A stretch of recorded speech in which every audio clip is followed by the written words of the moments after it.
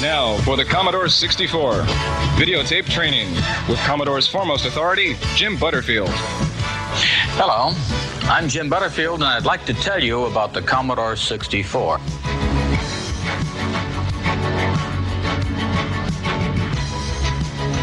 "14 exciting sessions on today's hottest-selling home computer. Vital, up-to-date information to inform the novice and intrigue the experienced."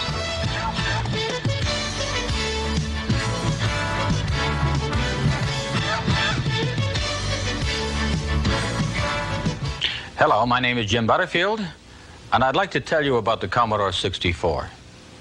It's a pretty good computer. It has a lot of features. Very good color, sound, picture, graphics, an excellent keyboard, a huge amount of memory, and the price is certainly right. Let's take a look inside the box and see what we have in here.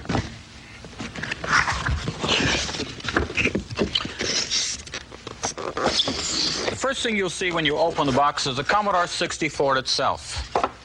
That's the whole computer. It looks just like a typewriter keyboard, but it's everything. All we need to do is to connect it up. Let's see what else we have in the box waiting for us. In here we have the Commodore 64 User's Guide. That's a very useful book. You'll need that. Don't throw it away. All sorts of cables and connectors in here. The first and most important is we need to be able to connect power into the computer. We'll do it through this transformer regulator device. But there's more. This cable is to connect from the computer almost to your TV set. In order to complete the connection to your television set, you'll need one more thing, an antenna switch box, and this comes inside the box too. It has a little switch on it. We'll show you how to use it later. Let's put the box away.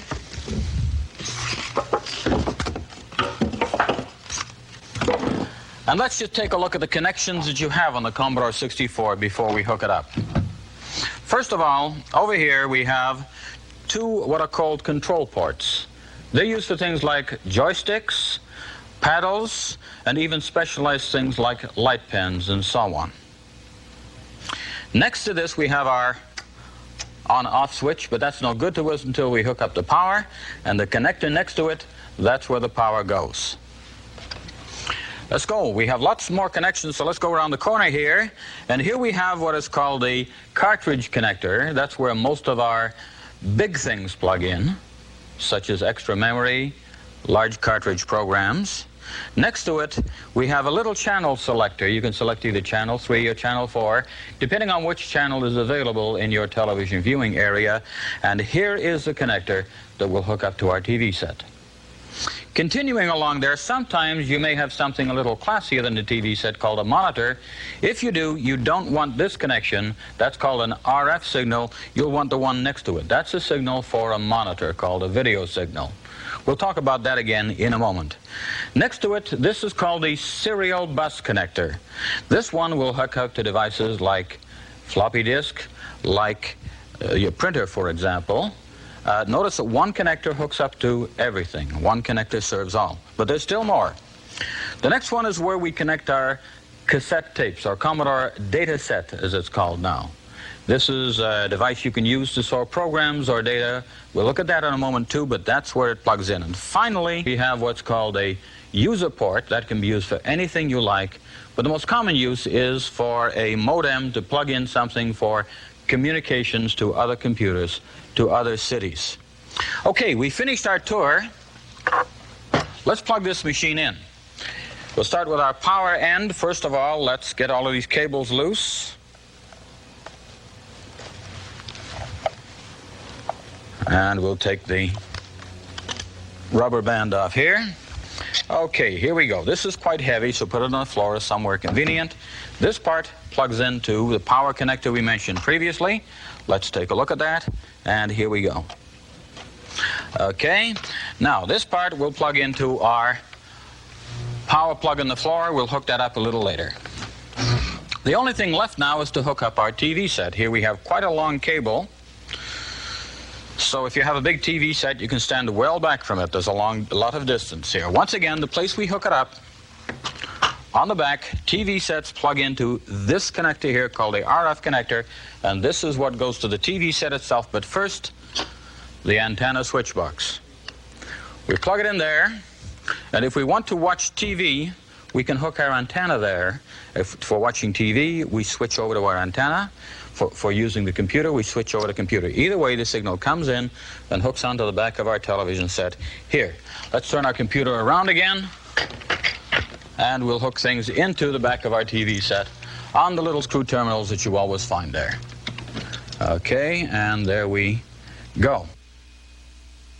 By the way, there are some sorts of television sets that have an unusual antenna connection. Instead of the two screw connections, you'll find a little what's called a 75 ohm connection. If you have that, you can buy a little adapter at your television store to do the job on there. Now, that's all we need for our minimum computer setup. The things that come in the box and your home television set. But if you want to, you can spend extra money and you can get a more deluxe version of the 64. You can add things to it. I'd like to talk about some of those. Let's move over to the desk here and talk about what we have here. First of all, this is not a television set. This is called a monitor. About the only way you can tell the difference is that this one doesn't really have a tuner. You can't select which channel you want to watch because it isn't designed to watch television. Instead, it gets the signal directly from, on the different connector, directly from the Commodore 64, and it plugs into the video connector on the front to give you a much better quality picture. Now, this particular monitor is a Commodore 1701, and besides the regular video connector, there are some extra connections on the back which give you very, very good quality picture. If you have a Commodore 64 and this Commodore video monitor, do try to get a special cable. It doesn't come in the box. Try to get a special cable to hook up to the connections on the back of your TV set. You'll get a much, much better picture. Just a marvelous picture. It's well worth the extra trouble to get the cable. Now, a monitor costs extra money because you haven't got one of them sitting around your home all the time, but it does give you a better picture, and there's another advantage, and that is you won't have to fight over who's going to watch the soap operas and who's going to use the computer at any given time. You'll both have your own hookup, and there won't be any conflict there. Let's talk about some of the other things that we connect to a Commodore 64 computer. This is called a data set. It's a type of cassette recorder, and what it contains when we open it up is a conventional cassette tape, very much like the tapes that you'd use for example, recording music. They're identical tapes, but the information on them is not music, it's programs or it's computer data. This is one of the ways of storing programs and data. A different way is to use what's called a floppy disk drive, which is this device over here. This one holds its information, once again magnetically, but on a device which is called a floppy disk. You can hold a great deal of information on a floppy disk, and you can recall it very, very quickly if you want to. But when you have a floppy disk system, you have to pay a fair amount of money. And so if you're economy-minded, you'll probably go over to the cassette. If, on the other hand, you want the deluxe version for storing programs, you'll probably pay extra and go for the disk. It's your choice, and in fact, you can have both. Finally, the only other accessory that we haven't talked about that we have on the table here now is the printer over here. This is used for making a permanent record of things the computer does. After all, you might get a nice report on the screen, but it's very hard to carry away at the end of the day. The screen doesn't carry around quite so easily as a piece of paper. So a printer gives you a way of recording permanently your information, listing out your programs so you can study your programs in your spare time without having to have your computer on, and generally is a very useful accessory. So that's the Commodore 64 as we'd hook it up with some of its accessories. But whether you take the basic unit or whether you add to it, you'll find it's a pretty good machine. We'll talk about it a little bit more in a few moments. What is a Commodore 64?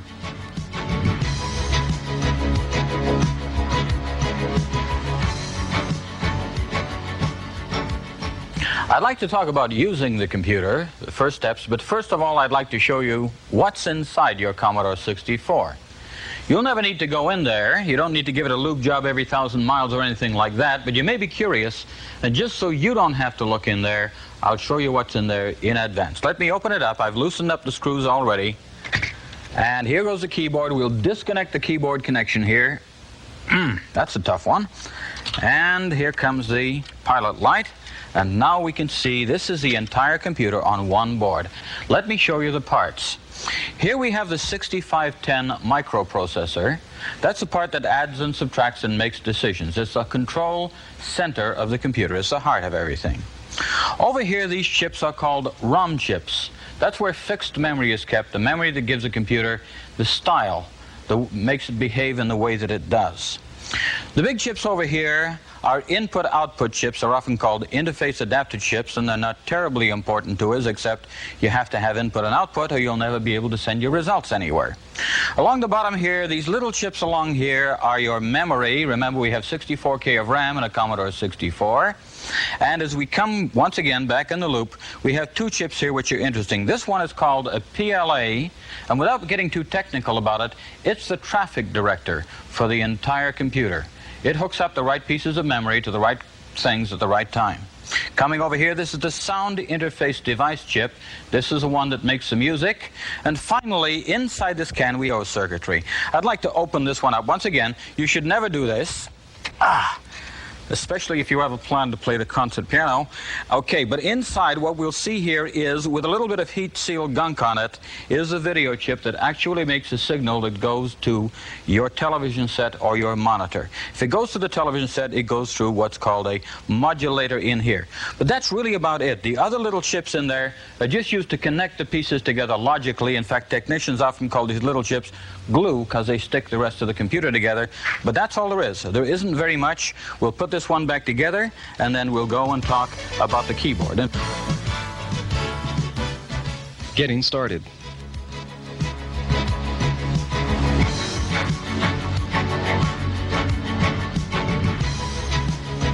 Before we start on the details of the keyboard, there's a couple of things on the screen when you first turn on your Commodore 64 that I'd like to discuss. First of all, you'll notice at the top of the screen there's a message that says Commodore 64 Basic V2, 64K RAM system, 38,911 basic bytes free. Now you might wonder about that. It seems that you have 64K machine, which is 64,000 bytes of memory, and yet you're being told that you have slightly less than 39,000 bytes available. Well, that's really correct. There's nothing wrong with your machine, and there's nothing missing, and you don't have to look for the parts that fell out of the box. It's all there. What happens is that BASIC itself only needs about 39,000 bytes. The extra memory is still there, but it's reserved for other uses. And you'll find that there'll be other things that you can use that memory for. 39,000 is plenty for the average program. Now, the second thing that you'll see on the screen of your computer is a flashing square. That's called a cursor, and it tells you two things. The first thing it says is the computer is waiting for you to type. And the second thing it says is when you type, that's where the character which you type will appear. And as you type, the cursor will move along to the next position so that you'll see wherever it is that the next character will go as you type it, you'll see where that will be. So it's an invitation and it's a location for you, and it's called a cursor. Now let's talk about this keyboard here. We have here that looks very much like a conventional typewriter keyboard. It has all of those letters in the center that you can never find on a typewriter, and you're going to have a good time looking for on your 64 computer. At the top you have the numeric characters, similar to on most typewriters. At the bottom is a space bar, and then we have much of the punctuation gathered around it. Now, if I decide to type, I can type a number 457, or if I decide to, I can type a bunch of characters, A, S, D, F, G, H, a very popular word, okay? And what happens is the characters, as I type them, appear as capital letters. Now, that's quite all right, but I'd like to talk about the next most important key on the keyboard, and that is over here, there's a key marked return. Now, what this key means is really do it. If I press that key, whatever I have just typed, the computer will try to do it. Now, at the moment, I haven't typed anything very sensible on the computer screen, and so if I press return, perhaps the computer might print some error message. It tries to do it and it can't do it. Or perhaps it will do something not very sensible.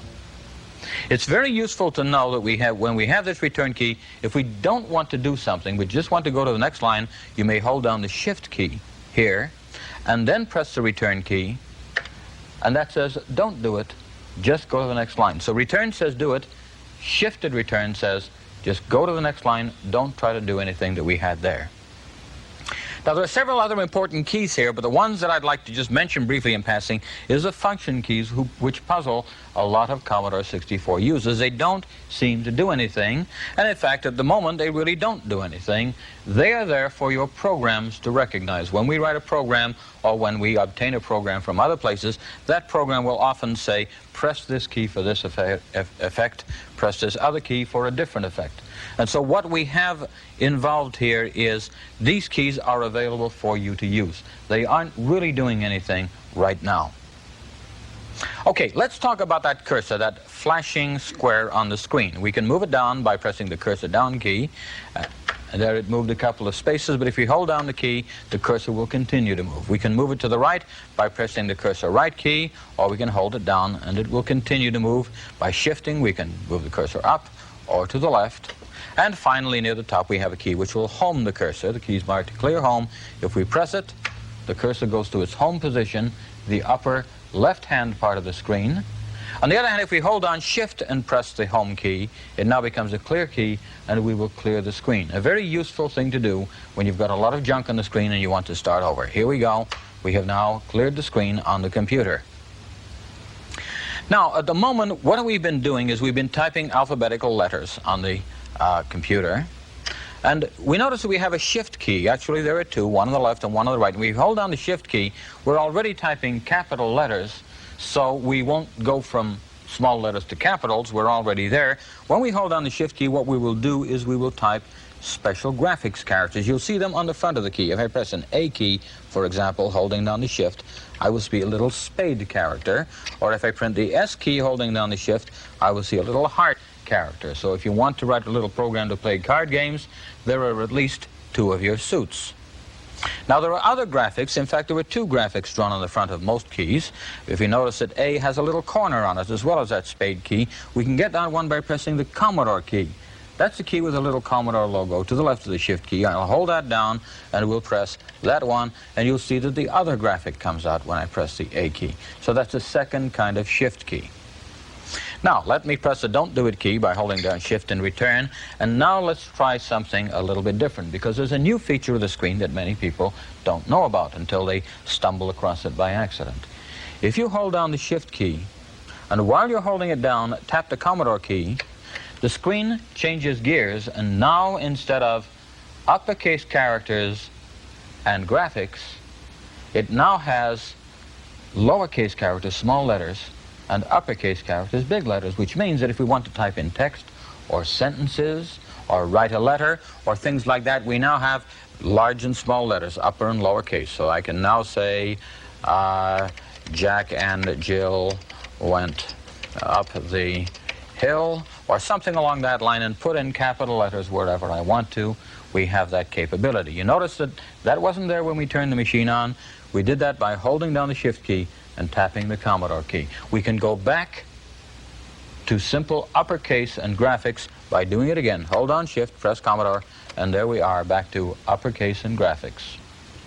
Okay, let's take a look at some of the specially marked fronts of this keyboard up near the numbers. There are 8 keys here from 1 to 8 which are marked with colors. Now, those are the colors that we can type on the computer. For example, at the moment, I'm typing in pale blue.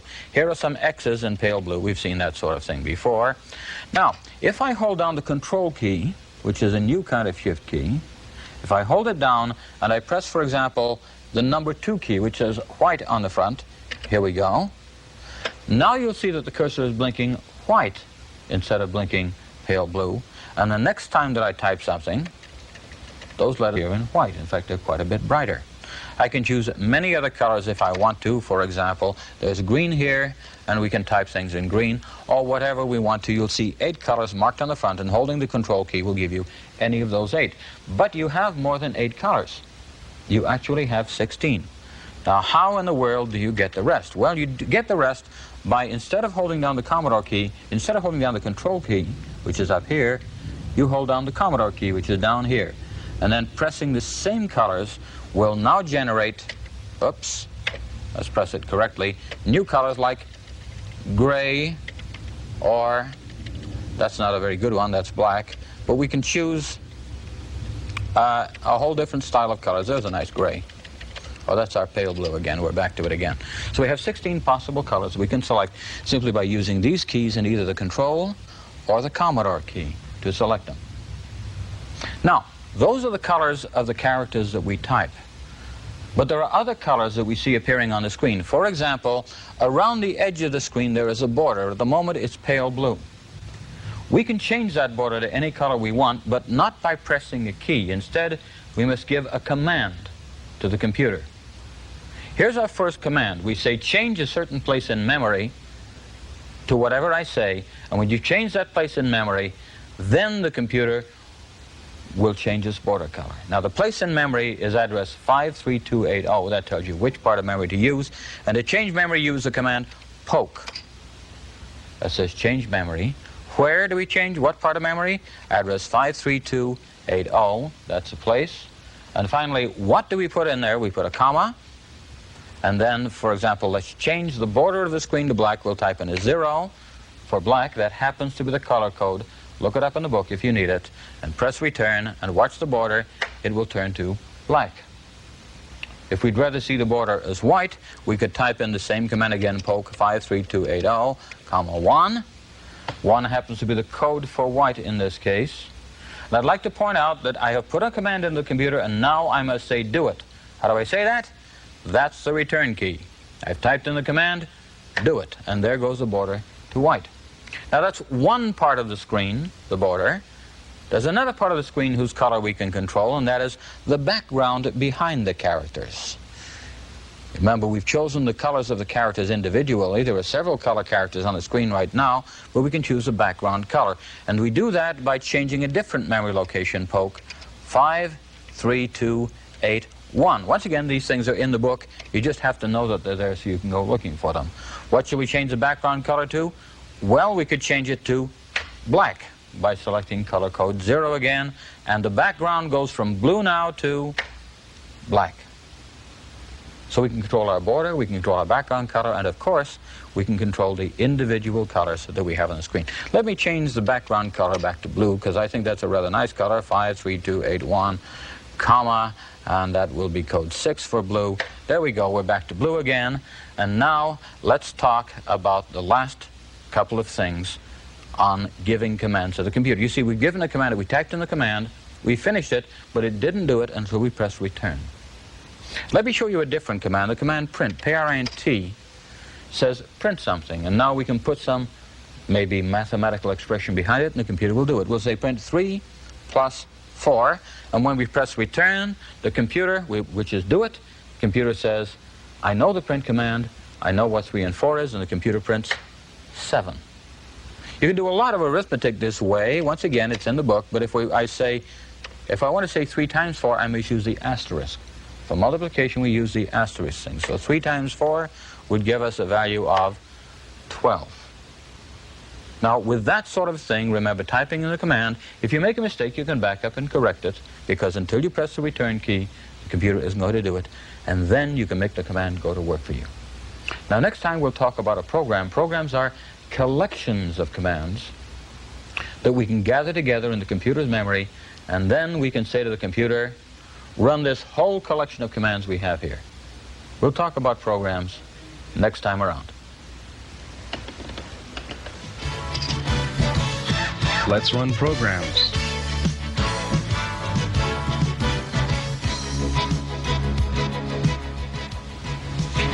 You don't have to write your own programs for the Commodore 64. There are lots and lots of programs available of all sorts. There are word processors, there are business program, games, languages, and all sorts of special activities. Largely the ones that you buy come in 3 forms. First kind of form is in a ROM pack. This came, for example, Seawolf. Inside the package is a tiny little ROM pack containing extra memory inside the computer. We plug this in the back, and when we do, the computer becomes a new and different kind of machine. Let's turn the computer off for a moment, which you must do when you're plugging in a ROM pack. After all, you're connecting new circuitry into the computer. We turn it back on again, and instantly the computer has the new images from Seawolf on its screen. As you can see, it didn't take any special commands. The moment we turned it on, the computer knew it was a new machine. The machine had been almost rebuilt by plugging in the ROM pack here. Let's turn this off for a moment. It would be fun to play the game, but we want to talk about the second way that programs can come pre-packaged or pre-available for you. If you have a data set, you can get a program on cassette tape. Let's put this cassette tape program into the computer. And in this case, when we turn the computer on, the easiest way to start a cassette program running is to hold down the Shift key here and press Run Stop. Oddly enough, it should be the Shift key closest to the Run Stop. The other one doesn't seem to work so well. So we hold on Shift, we tap Run Stop, and now we see instructions on the screen. Press play on tape. Well, here's the data set tape, and we see here's a play button, so we press it, and the computer says OK, and then almost instantly the screen blanks. This doesn't mean any kind of failure on the computer. It's simply the computer has shut the screen off so that it can watch tape more carefully. In a few seconds, it will have found this program on tape. It says found roots. That's not genealogy, that's square roots. And we press the Commodore key to say, OK, go and get it. So what we have now is, by pressing the Commodore key, the program has loaded itself into the computer, and it has run. Here is a table of square roots from 1 to 20, printed on the screen. The program came from cassette tape, this one here. It's now, however, copied into the memory of the machine. I've taken the tape out. Is the program gone? No, it's still in random access memory. How can I prove it? I'll say run again. R-U-N. The program's still in memory, and when I press the return key to say, let's run it, there goes the program again. There's another table of square roots. So the program, once in memory, can be run many, many times. That's another way that you can get a program into the computer. Let's talk about a third way. Here we have some educational programs put out by Commodore, and in here we have a program which is on disk. This is a program of educational science programs. Let's plug this one into the disk drive here. We push it in this way, shiny side forward, label towards the back. We push down the little door so that it's securely in place. And now what we have to do is to, I better turn the disk on. Let me do that first of all. Turn the disk on. Now we'll plug this diskette in. And now we go over to the computer and say, bring in this program from disk. Now to do that, we must type in a command called load, L-O-A-D. That always means bring a program into memory, into random access memory in the disk. Now we have to say which program. There are many programs on this disk, and we really should say which one. In fact, there's a little pamphlet comes along with this disk telling you what happens to be on this disk. But at the moment, if you don't know, here's a good tip for you. Instead of giving a name, just give a name of an asterisk. So I'll say load, which I've already typed, and then in quotation marks I'll type asterisk to say the first program, whatever it happens to be, and then behind that we'll say comma 8, which means from disk.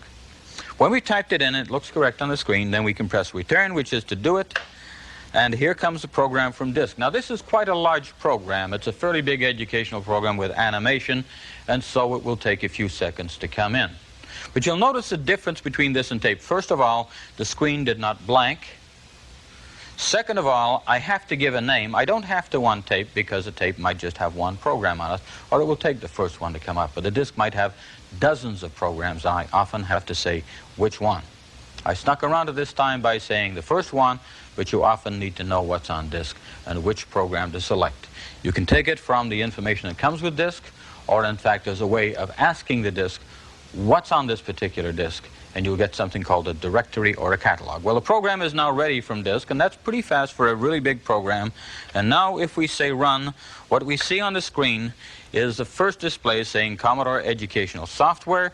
Press the space bar. Here we go. We'll press the space bar, and now we're going to begin a program called Boyle's Law. So this has to do with gas pressure, and we'll press the 1 key, and the computer will say, well, it draws a little picture.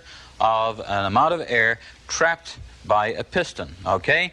Give us instructions, tell us what we want to do, ask us what we want to do next. We'll press the space bar, it will ask us to set the pressure, but for the moment, we don't want to run this thing. Our objective here is not to learn about Boyle's law, but to learn about how we load programs. So we'll say, we don't want to do that, we'd rather quit, and we'll take option 4 that says, give up, and then, whoops, type it in again. There we go, I was typing too fast, and the program is over. Now, just because I've stopped the program doesn't mean it's lost from memory. Let me review again. Except for cartridges which start to run almost immediately you put them in, there are 2 steps in making a program go. First, bringing it in. That calls for a load command, L-O-A-D. And secondly, once it's in, saying run. That is a command which says, whatever has arrived in memory, do it. Do this collection of instructions called a program. Now, we've stopped the program to show Boyle's law, but we could do it again. We could say, run, and since the program is still in memory, just because it's stopped doesn't mean it's gone away. If I press run and do it again, as I did with the cassette tape program, do you remember roots? The program will run again, and we'll get the same titling back.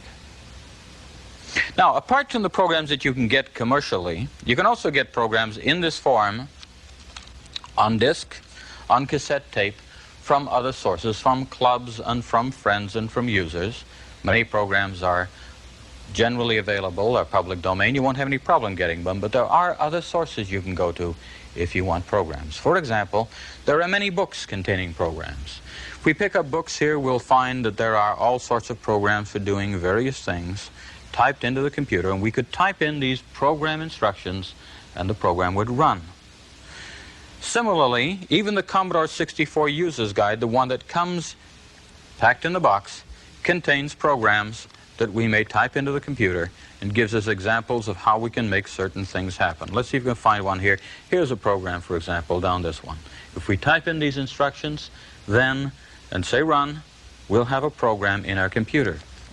In fact, we have plenty of books of this sort, and we also have many magazines. Some are published monthly, some not quite so often, which contain many, many programs of various things. All of these magazines are published with plenty of programs, and we can take these various magazines, put in the programs, and eventually we'll have a running program by typing these in. Now, one thing I'd like to point out to you, however, is these programs are pretty big.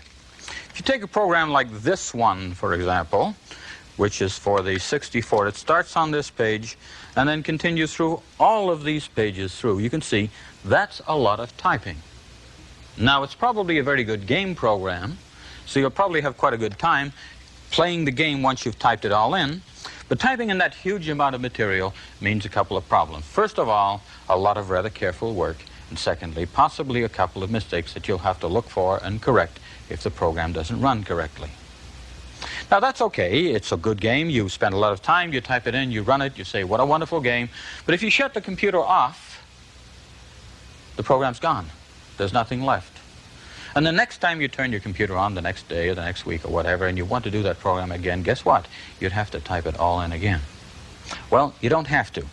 There's a way, once you have typed or entered a program into the computer, and once it's ready and running reasonably well, you can then copy it onto cassette tape or onto floppy disk and then bring the program back anytime you want to.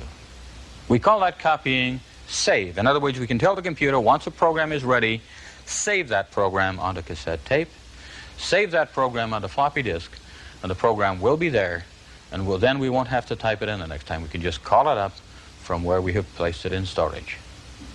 Now, there's one other way you can get a program, apart from buying it, getting it on disc or tape, or typing it in from a magazine, and that is, you can write a program yourself. But to do that, we'll have to talk a little more about what a program really is. And we'll do that next time.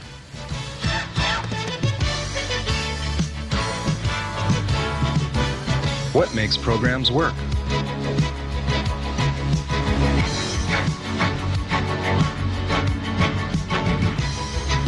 In order to use a computer effectively, it's useful to know how a program works.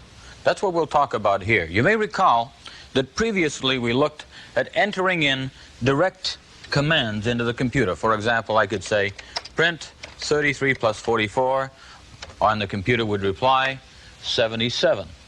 That's called a direct command. We could put exactly the same type of command into a program, in which case we would call it a statement, and it would be stored and used later, not used right away. So here's what we might do. In order to store a command, we put a number in front of it. I might put a number here, 100, and then behind it, the same command, print 33 plus 44. And when I press return, the computer, instead of performing the command, will store it away. And then we can use it at a later time. Command, we didn't print the answer now. The instruction is stored. Now, if you want to enter a program, you have to be careful, first of all, that any old programs you have in there are disposed of. You don't want them sitting around. You want to start with an absolutely fresh computer, so you say wipe out the old programs by typing in the word new, N-E-W. Now we're ready to type in the instructions of our own program. We're using a simple language which is called BASIC. BASIC has simple commands such as print, input. We've seen some of them before. You'll find many of them in the Commodore 65 User's Guide. Now, let's take a look at why we would store commands. Why don't we just type the command in and get the work done right away? Well, it turns out that when you gather commands together into the computer's memory as a program, some brand new things start happening that you don't get with direct commands. These basic statements can work together in a brand new way. There are, of course, always the commands that do things, the commands that print, the commands that calculate, and so on.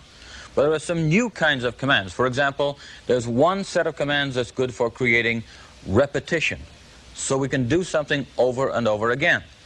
Here's the idea. Once we've stored a command into the computer's memory, we can do it as many times as we want.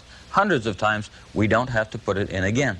If we can only bring in repetition, what some people call looping, because the program goes back and repeats again, then we can use that program statement over and over again and save a lot of work. Second thing that we have here is the ability to use some instructions and not use others. Let me give you an example. Suppose that we're printing out a large number of customer bills, and we have written into our program to say, print on the bill, your bill is now overdue, please pay promptly. Now, we don't want to use that communication every time. There are some communications, there are some customers who will have their bills up to date, and you don't want to print that message. So here's what we need in the computer. We need decision. We can decide, yes, we'll perform this activity, or no, we'll skip over it and go on to the next part. So here are the three parts. First of all, the action part, the part that does things. Second of all, the repetition part, the part that goes back and does the same thing for the next customer or the next item of information. And thirdly, the decision part, saying, in some cases, perform this piece of these set of instructions. In other cases, don't. Skip them. Now, with all of those, we can have the flexibility we need in our computer. Now, there's one more thing that's useful to know when we're talking about how a computer handles information, and that is variables. Suppose we have some calculation we want to do, but when we write the program, we won't know what the numbers are. We won't know what the sales results are until they come in, and we're writing the program beforehand. We won't know the customer's name because the customer might not walk in until a month after we finish writing the program. So what we have to do in the program is we have to leave blanks in the program and say, we'll fill these blanks in later. And we can tell the program to work on these blanks and make all of this stuff work at the time. Now, these blanks are called variables.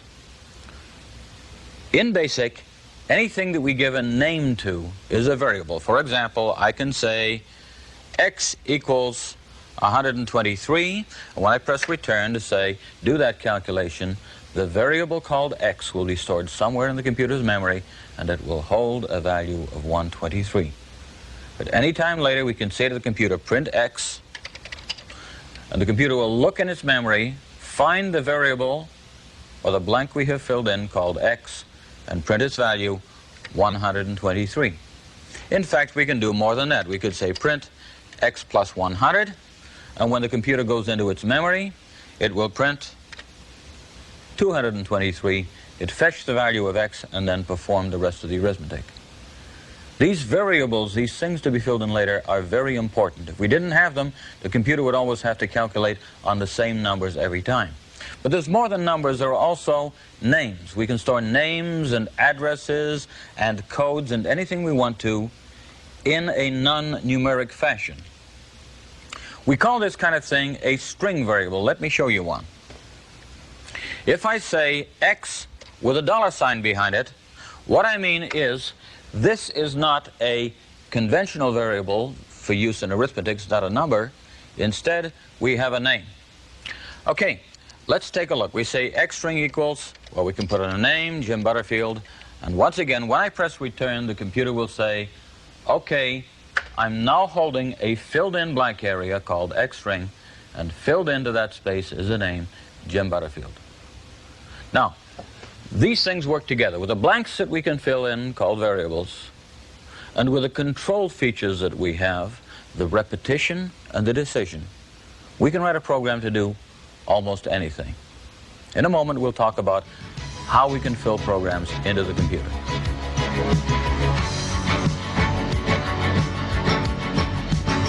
Putting programs to work.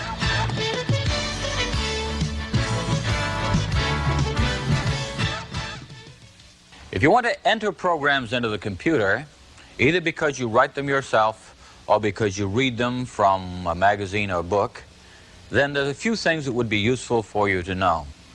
As you know, you're going to put in your program lines starting with a line number. That's a number ahead of the line which says, don't do this now, save it, and we'll do it later. For example, we could say a given statement here, and we could type it in, and when we press return, that would be the end of it. Now, what happens if you make a mistake? Well, the easiest thing, if you haven't pressed return, if a line isn't in yet, then you can use the delete key and go back, and you won't have to worry about the mistake. It will never have been entered into the computer. Okay, now we can finish this line, and when it's finished, then we press return. Now the line's in the computer, and if we have a mistake on it now, there are several things we can do. First of all, if you see anything wrong with a line that you've typed in, all you have to do is to type the line in again, correct it. If I put it in again,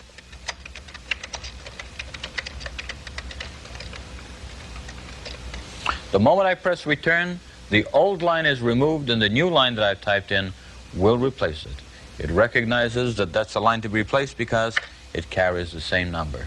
The old line 100 is gone, the new one is there. In a moment we'll talk about what happens if you miss out a line, but here's something that's very useful. Since you often forget to put a couple of things at the beginning of your program, it's usually fairly good to start with a moderately high line number like 100. And since you may omit things that you need to do within your program, you should skip the numbers along, perhaps 10 at a time, starting at 100, going through 110, and so on. Let's type some more material in here. We'll type. Okay. Now, somewhere along this line we say, okay, we've typed in a program line, we've made a mistake, there's something the matter with it. Another thing we can do rather than typing over is we can go back and we can type in a correction right on the screen. And even though we haven't typed in the whole line, pressing return enters the whole line all over again. So that when we make a mistake, we can correct it right on the screen without having to type the entire line. This is called screen editing. It's a very useful feature of the thing. So we'll enter some more lines, and I will say print. Okay, we've entered several lines into our program. At any time, we can look at what we have entered by saying list, L-I-S-T, and we'll see a list of the lines we've put in. Remember, before you start, you should say new to clear the computer of any old lines that are in there. Now, if I decide I want to insert a line that I've missed in between, say, a couple of lines that are already on there, all I have to do is to pick a line number that's in between. To put a line between 110 and 115, for example, 110 and 120, I'll enter a line 115.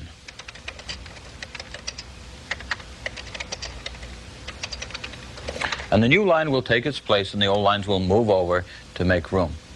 One last thing, if for some reason you have a line of coding in there which is wrong, or you simply want to take out entirely, you can remove any line by typing in its line number and typing nothing behind it, just return. So if we don't want line 120, we type in 120 and then press return, and that line is gone. Once again, at any time, we can list. Now, if this is our final program, there are several things that we can do. If the program is ready now, this is not a very big one, we can say run, and the program will run. That's a pretty short program and doesn't do anything terribly exciting. If we'd like to take away a copy of our program for study, and we have a printer, we can transfer a listing of that program to the printer. How to do it is in the book and in the printer guide. It's a rather curious series of statements where we have to first of all make a connection to the printer, and then we say, let's divert all of the things that would normally go to the screen, we'll divert them over to the printer instead. And now, when we're ready, we'll say list, and instead of listing to the screen, the computer will list to the printer. Here we go.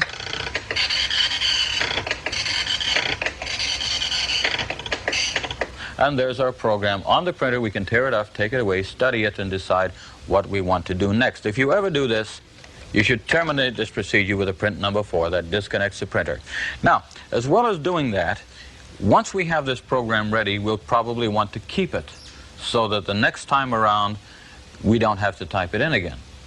Here's how we do it. On cassette tape, we say the word save. By itself, that would be enough. But we can do more. We can give it a name. I'll call this program Hi There, so we'll say save, in quotation marks, Hi There, and the moment that I press return, I get the instruction press record and play on the tape. The cassette tape is already inside the machine, so I'll press record and play, and the screen blanks, which is what always happens when we're reading or writing tape. In a few moments, this is a fairly short program, so in 15 seconds or so, the tape will stop and the screen will return to us. And then we'll talk about doing exactly the same thing when we save this thing onto disk. Okay, the program is saved. I'll simply stop the cassette tape here, and now we'll take a disk, place it in a disk file, and we'll do exactly the same thing, making a copy of this program to disk. We type in almost the same command. This time we must have a name.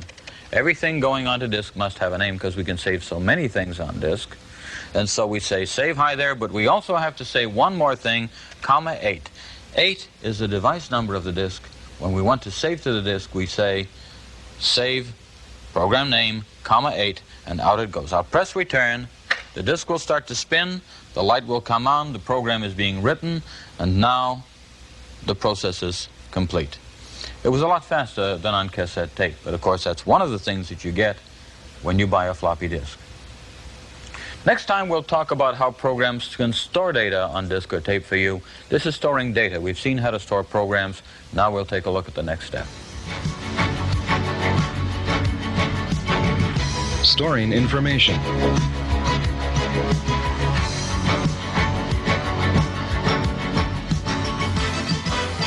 This time I'd like to talk about how we store data so that we can use it later. We'll normally store it on floppy disk or cassette tape. There's an interesting difference between programs stored on disk and tape and data stored the same way. Programs tend to remain about the same. Once you've written a program, it shouldn't need changing unless you find there's a mistake in it or there's some change in your practice in doing whatever it is that you're doing and you need to keep a new kind of information.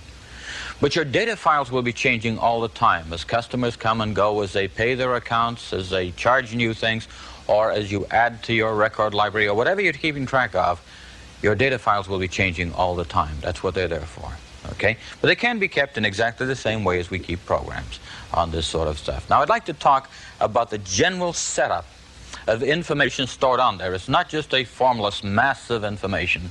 It's arranged in a certain way. If you looked inside a filing cabinet, you could probably pull out one of those filing folders and you would call what you had there a file, and that's what we call these things on the computer. Collections of information are called files, but they do have a certain structure. If you open up your filing folders, you would see a number of sheets, each dealing with a certain sort of thing. It might deal with a student, it might deal with a customer, it might deal with a sale, it might deal with a book in your library. And what we call those is we say, well, I have a record on this book, and I'm going to put a record in here about this new book that I just bought. We call these items of information about a certain thing records. And that's exactly what we call them on the computer. Each file contains a number of records, information about things. Within each record we have a lot of detail. Some of the detail is constant, some of it changes. We have, for example, a person's name, a person's age, their customer balance, whatever it is, and so on. And some of these fields are relatively constant. They hardly ever change. For example, a customer's name doesn't change much. Customer's age doesn't change until they start getting past 50. Then the birth date starts moving back a little bit, moving up a little bit. But in any case, we have fairly fixed information, and we also have variable information. As they purchase things, as they pay their accounts, some of these other fields change quite rapidly. Each of these fields then come together to make up a record, a unit of information on certain things. We may have a lot of records in the database or only a few. I suppose if you set up a file on the LPs that you have in your stereo system, then you'd call these things about records. But whatever they are, you'll have one for each one of the items you're logging. They come together to make a file. Now, there's one more level. If you have a collection of files that work together, for example, you have a group of sales transactions, excuse me, you have a bunch of sales transactions which are on one particular file, and on a different file you have customer names and addresses. When you want to process those, you might be bringing in the sales transactions here and bringing in the customer names and addresses and making them work together to print bills or whatever you're trying to put together. Now, when files work together, we usually call that arrangement a database. We'll be talking here about sequential files. And we'll be putting some of these into our computer. We can put those onto disk, we can put those onto tape, and we'll do a simple example of that sort of thing. But one thing I'd like to point out, first of all, is that we write programs, we type them in on the machine, but we don't write files. Programs arrange to write this information on disk or tape, and we give the information to programs. So we write programs, and programs write files. That's generally how it works. Now let's take a look at a type of file called a sequential file. That's one thing stored behind the other. We can see that's the way it has to happen on cassette tape, because the tape reels along, and if you want to put record number 50 in there, it will have to fit behind record number 49. The same is often true of disk. We have sequential files on disk. That means if we want to search for a certain record, we'll have to wade through all of the ones which are in front. That's usually no problem. The computer's pretty fast, and it'll find the record you want without too much trouble. There is a special kind of file available for disk called a relative file. It's somewhat more powerful, but it's somewhat less common. We won't talk about it here in a moment. And by the way, a relative file is not a collection of your cousins and uncles that live in other cities. Let's talk about how we write a file here. I have a program in here which is about to write a file, and I'd like to show you. It's going to write the file on this cassette tape that we have here. We'll close the door so the tape is ready to go. I'll say run for the program, and now the program says, are we ready to start tape? Yes, we are, because the tape's ready to go. And so we'll say yes. This is a program that wants us to give it 5 names. It will write 5 names for our bowling league on there. It says press record and play on tape. Yes, we have to do that ourselves. There we go. The screen blanks as it usually does when there's tape activity going. And in a few moments, after the header is written, this is written with the name of the file and says, hey, what's coming behind this point will be a data file. In a moment, the screen comes back and the program continues, and it says enter 5 names. Well, I suppose we can say the first name will be Bob, and the next one will be Carol, the next one might be Ted, the next one might be Alice, and the last name might be Leroy. But the interesting thing here is that while I've been typing in these names, the cassette tape hasn't moved. What happened? I'm typing all of these names, they're being sent to the file, and yet we don't hear them on here. Well, what happens is this, that the information isn't written on tape as it's generated, it's collected, and only when you have a certain block of information to make it worth writing tape will you do that. The information is held in a storage area in the computer called a buffer in this case. Now, when I write the last name, then the tape will start to move, and so I'll press return. Name number 5 is in there, and the tape is now moving. You'll notice the screen has blanked once again, and in a few moments the data will be completed. It will be written on tape, and now it's on our file. Let's stop the tape. Let's rewind it. and take it out for the moment. That data is written here now. Even if I turn off my computer, we can bring it back from that magnetic tape anytime we want to. Okay? It's relatively permanent. Now, let's see if we can read it back in. The computer program said we'd like to rewind it and play back, and I'll say, sure, I want to do that. It says now press play on tape, not play and record. And now it will take a little time. First of all, the cassette tape has to look for the program header. Remember, we wrote a header with the name of that data file on it. And after that, it will then go for the block that contains the data, bring it back, and print it on the screen. Okay, we've just finished going by the header. In another 7 or 8 seconds or so, we will have our data back from that cassette tape. And here it is, Bob Carroll, Ted Allison, Leroy. We have stored it on tape. We have brought it back successfully. Once again, we'll stop and rewind the tape. Okay, what have we found out from that? Well, that we can write information quite successfully to a cassette tape. We can do almost exactly the same thing to disk. This is a data file. It is no longer a program file, but it writes in approximately the same way. We should keep very closely in mind what we have going here in terms of the structure of a file. In this case, we have only one field inside the record, just a name, and that's each record.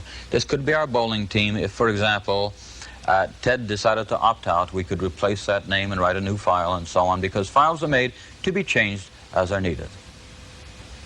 That's enough about file for the moment. Next thing I'd like to talk about is a Commodore 64 used as a tool for education and learning.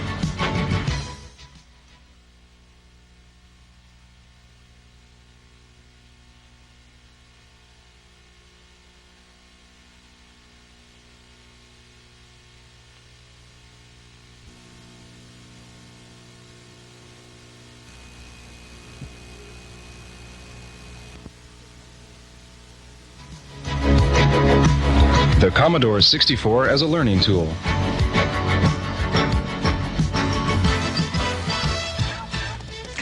Computers are often good in a classroom environment. Certainly there's a lot of excitement in education.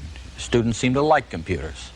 Very often the most common thing we see computers used for is drill and practice. The computer puts a question to the student answers the question, then another question gets placed, and so on. If the student gives an incorrect answer, perhaps the correct answer will be shown. This sort of thing is called computer-assisted instruction, which is abbreviated CAI. Now, there are some people in education who feel that the students should not be forced into too narrow a channel, and that the computer has many more uses than pure drill and practice. They like to talk about the general environment where a computer can help any learning process, whether as a supportive device, whether in simulations, whether in even game-like situations. That's usually called by a slightly different name, computer-assisted learning, or CAL. Whichever way you go, the teacher in the classroom now finds himself or herself in a rather strange position. First of all, you have great enthusiasm, great energy on the part of their students. But the teachers themselves feel that it's perhaps difficult for them to learn to be expert programmers in order to deal with the material that they want to teach. What can they do? Should teachers become programmers? Should programmers become teachers? It's not an easy question to answer. The average classroom teacher does have a few things to do. The teacher can buy teaching programs, buy software which can be used in the classroom if suitable material can be found.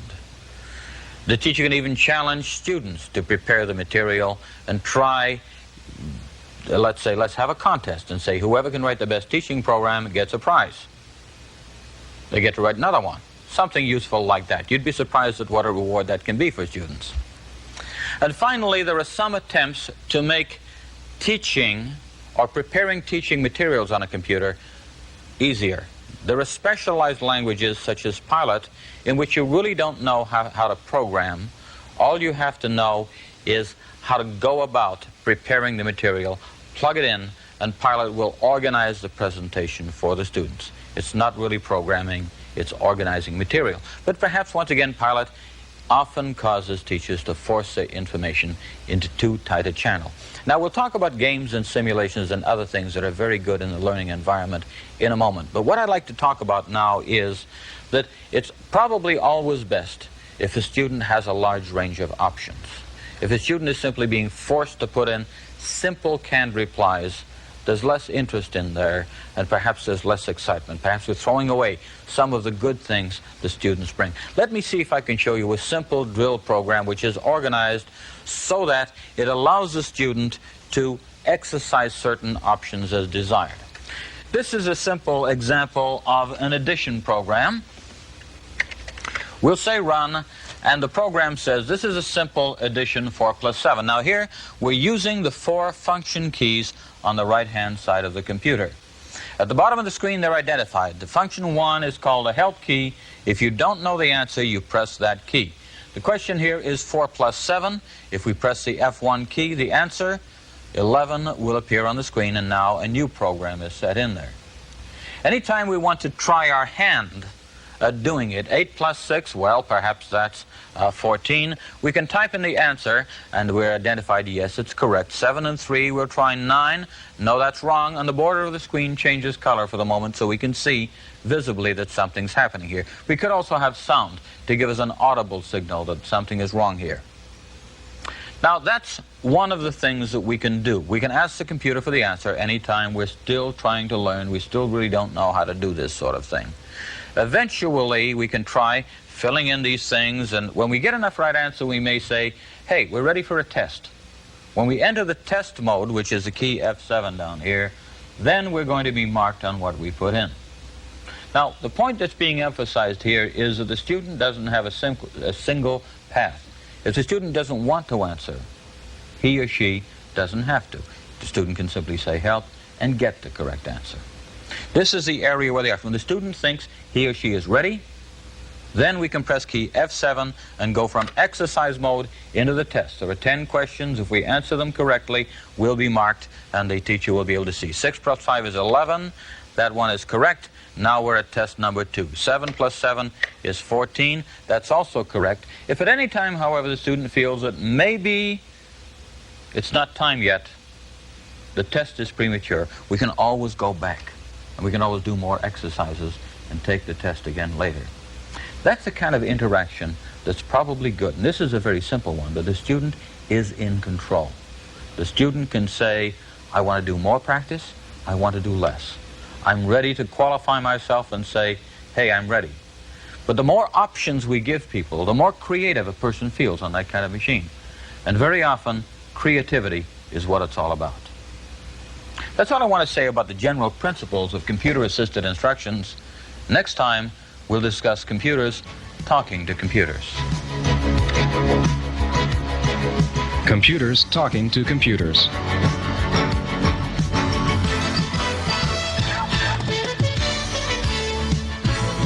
A computer seems to be an isolated little device. But in fact, by adding equipment, you can make your computer talk to the world. There are some technical problems to be solved here. Mostly you'll want your computer to communicate over telephone lines. And telephone lines were designed for speech. Computers that want to talk to other computers can't use speech. Even if they could talk, the computer at the other end would have trouble listening to speech. Instead, we have to convert the bits that are inside the computer into frequencies that can be passed over the telephone line, and then we have to change the frequencies through the telephone line back into the bits that the computer at the other end will accept. Changing the bits in a computer to frequencies is called modulation, and a device that does a modulator. Now, when we get to the other end, the frequencies have to be changed back to bits, and that's called demodulation. We do it with a demodulator. And then communication is a two-way street, so at either end we have a modulator sending the signal, and for the other path coming back to you, there's a demodulator doing the whole thing. This results in a machine which does both. It's both a modulator and a demodulator, and so we call it by the rather peculiar combination name of modem. We need one of those. Here, for example, is a commercial modem. This one plugs into the communications interface on the back of the computer. We can plug it in back here at the rear of our Commodore 64. But that's not quite enough. The telephone line, by the way, plugs in to the little hole over here, okay? But that isn't enough to do the job. This is just a piece of hardware, and it doesn't know how to get the bits on the line. It'll ship them there when we deliver it, but in order to make the modem work, we have to have a program to go with it. And if you buy a modem for communications purposes, you should make sure that you also get a compatible program to help you talk to computers at the other end. Let's talk a little bit about what goes over the telephone. We know that it's frequencies so that the telephone can be used in its normal manner. But there's something else going on. A special code is used for communication, not quite the same as the code that's inside the machine. It's called ASCII, A-S-C-I-I, which stands for the American Standard Code for Information Interchange. And it's a good thing because even different makes of computers can talk to each other that way. Now let's assume that you've connected up a modem and you're ready to talk to the world. Who are you going to talk to? Well, there are several different places. Let's try to itemize it. First of all, in many towns and communities, there are computer bulletin boards. There are computers that will receive your call, accept the messages from you, store them away, and deliver these messages to other people who called in. It's a little bit like a bulletin board in your home. You can hang up notices saying, for sale, one computer going cheap, or whatever your particular communication happens to be, and other people will read that and perhaps answer you. You'll have to call in again to get the answer. What kind of a price do you pay to use a bulletin board? They're usually free. They're usually done by individuals in your community or neighborhood. In the evening, when they're not using the computer for anything else, they hook it onto their telephone line and use it that way. What else can you use a computer for in the communications world? Well, you can call into databases, large computers that handle a great deal of information. There are many commercial databases around, such as, for example, The Source, CompuServe, and several others. They not only store information, but they are, in and of themselves, very large computers, and they can also do large-scale computing, in case you find something that Commodore 64 is a little too small for or a little too slow for. So you can tap the resources of bigger computers, and you can tap their information too, perhaps stock reports, perhaps other things. Here we have a computer that we've used for several things. For example, we contacted CompuServe, and on there we have the CBM Club. That's on Commodore business machines, and it tells you news and information from Commodore on the new products and things that have been happening. You might have new information on the 64 from there. What else can we do? Well, over on the printer, we have the Shop at Home feature. We can actually look around and look at products that we can obtain. It's a little bit like a mail order catalog. Another thing, we have on the screen right now, we've interrogated the computer and said, what flights do you have going from Denver, Colorado to London, England? Turns out that the computer has searched its memory and looked for all of the connections, and what we have here are, for example, one direct flight that takes place at about 8:15 p.m., and we have two flights involving connection. One of them, it looks like it goes through Boston, and the other one goes through Denver. I'm sorry, through Salt Lake City. We started at Denver, didn't we? That's the way we can sort out information. It can be right up to the minute. It can be very, very informative. If you want to evaluate your stocks, if you want to read perhaps the latest sports information, if you want to be trained on something, learn something, you can do that. Because when you put a communications port on your computer is no longer alone. When you go to use your computer, you can share information with the entire world. And that's a very good thing to be able to do.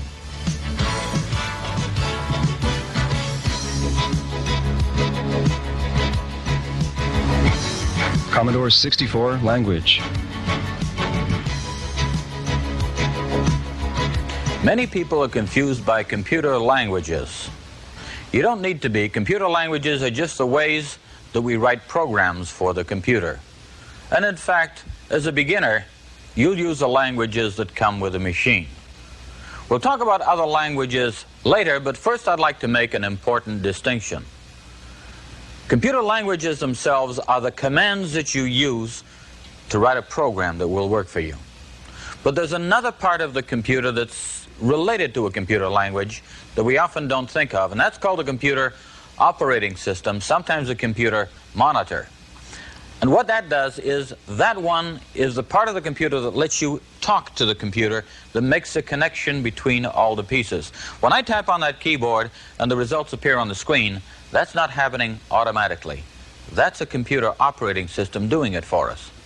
Now, we usually assume that that's there, but the difficulty is this, that one of these days you may switch over to a rather different kind of monitor or operating system, and then it comes as a shock if you don't realize that the computer, the way it speaks to you and the way you speak to it, is part of a programming system, and it can be changed.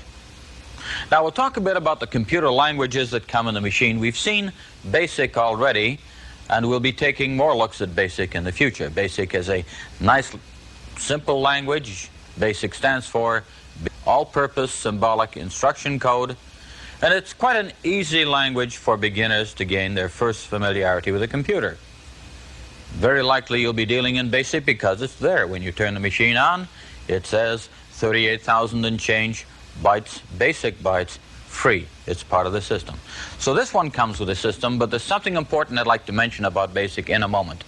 It can be changed. BASIC comes in a ROM chip, a read-only memory chip, and you think perhaps it's frozen forever, carved in stone, written in silicon, if you like. But in fact, it's possible to flip that chip away and to put in its place a different version of BASIC, or for that matter, any other language you choose. We'll come back to that in a moment, but I'd like to mention something else. There's another built-in language in this computer. It's the one that really does all the work. It's called machine language, and it's how the machine itself works. Now, the visible thing about machine language is that because it's right inside the circuitry of the machine, it runs very, very quickly. It's fast. Probably that's the cosmetic part of machine language. The important part of machine language is that once you get into it, you get a better understanding of the insides of the machine, because everything works by machine language making it happen. Even BASIC is machine language doing all the work for the BASIC language. I'd like to demonstrate to you just a little bit of machine language so that you can appreciate its dazzling speed. If I go over to the computer now, which seems to have a blank screen, I can touch keys, and by touching a key, suddenly the screen fills with characters. So accordingly, if I touch more keys, we can get a different set of characters appearing in the various parts of the screen. Now, machine language is fast. BASIC couldn't possibly fill the screen with characters like that. Okay? We can see that we have something working here that's many times, maybe dozens of times faster than BASIC. Let's talk a little bit more about machine language. We certainly aren't going to show you how to program it now. It's not fundamentally difficult, but the thing that you have to keep in mind about machine language, it's a new sort of discipline, and it's a little more mechanical than the BASIC we use. It's not quite as helpful to us. But for the moment, let's switch into a communication device called the Machine Language Monitor. And here we see a series of hieroglyphics, and now we're no longer talking to BASIC. This is what we call the operating system or monitor. We're talking to the insides of the machine. If I want to display memory, I don't say peek anymore. If I want to print something, I don't say print anymore. I must know the communications language that I have to use here. I suddenly have lost all of my usual basic communications. I'll do a simple memory display. That happens to be our program, but unless you've had quite a bit of practice, you're really going to have a lot of trouble reading it. Doesn't matter. We'll return back to BASIC. BASIC says ready, and this looks much more familiar. Remember, machine language is in there. If you see the machine doing something with dazzling speed, it's probably the built-in machine language doing it. Now, I'd like to show you something rather different. This is BASIC, and of course, if I type print 100 plus 22, it prints the answer 122. That's a BASIC that we've grown to know a little bit. It's not difficult. But as I said before, you can make your own BASIC. Without having to bring in anything from the outside, without having to plug anything into the back of the machine, we can flip the old BASIC away and bring in a different BASIC. I've prepared a very slightly different version of BASIC in the machine, and if I flip away the standard basic, my basic, which is already stored in this machine, will come to the fore. Let me change that with a simple poke. I'm going to type poke 1, 54, but don't you do this unless you also have prepared a basic in memory, because otherwise the regular basic goes away and you don't have any language left. I'll say poke 154, the new basic is working, and one of the few things that I've done to this machine is to say, instead of saying ready, say hello. So this basic, I can say print, as before, 100 plus 22, and it will do so, but when it's finished it says hello instead of ready. A very small difference. I've had one other. If I put in a line that means nonsense, we know that the standard machine says syntax error for something that makes no sense at all. I've gone into BASIC and I've changed that message, and so my BASIC says something slightly different. When I press return, it says idiot error. Now these are small and cosmetic changes, but you do have the capability of making major changes to the BASIC language if you want to. You're not fixed with any single kind of BASIC or any single kind of language. And in fact, if you have something in the computer like a word processor or other large thing, you don't need BASIC at all. You can move it right out and use that memory space for whatever else you'd like to use it for. We'll talk in a moment about the extra languages that can be added to the computer.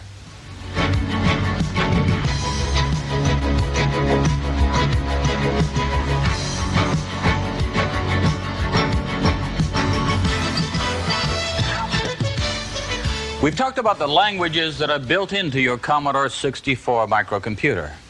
But there are languages that you can also add to the microcomputer that are not built in already. I'd like to talk about a few of them. First of all, I'd like to talk about something that is really not a computer language. It's an operating system. That's CPM. It stands for Control Program Microprocessor. And it's an operating system that is, it's not a language to write programs in. It's a way to communicate with a computer to make it work. Quite different from the one that you've seen before. Now, let's take a look at a CPM system. We have one built into the computer here now. It's similar to programming systems used on other large microprocessor computers, and therefore there may be programs you can buy which fit on these other computers that will also work on the Commodore CPM system. It's a transferability of program type of system. There's a lot of computers which use CPM. Let's take a look at what we have here. Now we have a CPM system. There's quite a different message on the screen. It says Commodore 64 44K CPM system. And it has 2 copyright statements on it, but the interesting thing is you can tell it's not BASIC because it doesn't say ready. Instead, what it prints is a capital letter A followed by a greater than sign that looks a bit like an arrow. And what you'd find is that all of the communications we've learned for BASIC don't work on this system.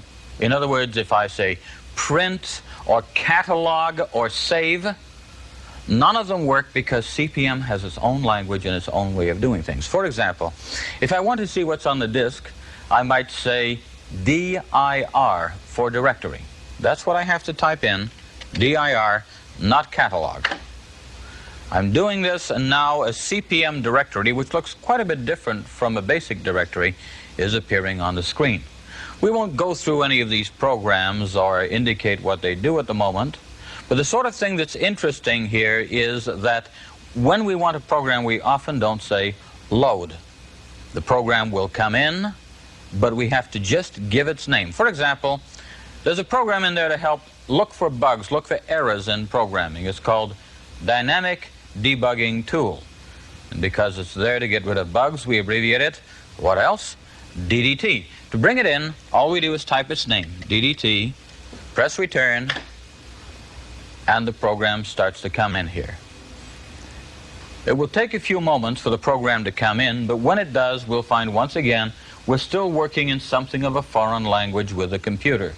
DDT, it doesn't work like regular programs, and we'll find that the screen doesn't behave like regular programs. It's in now. If I want to look at the registers in the computer, I can type X and return, and we get a printout that's showing us there. But it's not our purpose here to show in detail how to use CPM, simply that we have a totally different line of communications from computer into the system when we have a different operating system like CPM in place. Let's take DDT out with using a Control-C command, which is quite standard in CPM. CPM operating system itself will come back in, and the system will take over. Again, let me emphasize, you don't have BASIC. If you want BASIC, you'd have to bring one in from disk.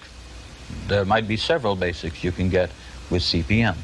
You might bring in other languages and not BASIC. Pilot, or Logo, or Pascal, or COBOL, or Fortran. There's plenty of them.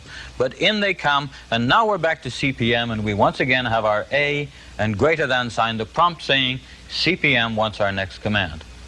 Now let's not continue with CPM. It's rather a specialized field, but instead I'd like to show you what makes up CPM. This is a rather big box that we plug into the computer to make CPM work. In fact, it's this big because it contains an entire computer system of its own.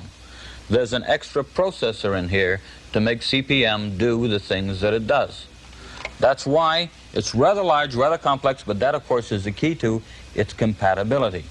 CPM has the same processor chip as many other computers, and therefore it will work the same. Okay, that's probably all we need to say about operating systems at the moment. Let's talk about a few other computer languages.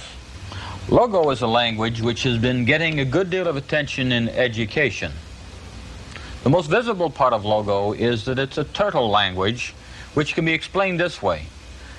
It's as if we have a little controllable device rolling around on the screen, and when we say go forward 10 paces, it moves that distance. When we say turn right, it turns right, and so on.